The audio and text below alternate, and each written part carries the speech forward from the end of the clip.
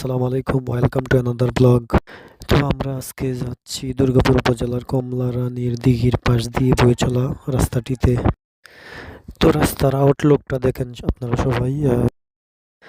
তো আরেকটা বিষয়, রাস্তার দুধারে পাতা জড়া গাছগুলাতে নতুন পাতা গজানোর পরে দেখেন ভিউটা কিন্তু অসাধারণ দেখা যাচ্ছে। গাছগুলা গাছগুলো নতুন পাতা গুলা দেখতে অনেক সুন্দর লাগছে। সো এই রাস্তাটি পিচ ঢালা হলে আরো সুন্দর লাগতো।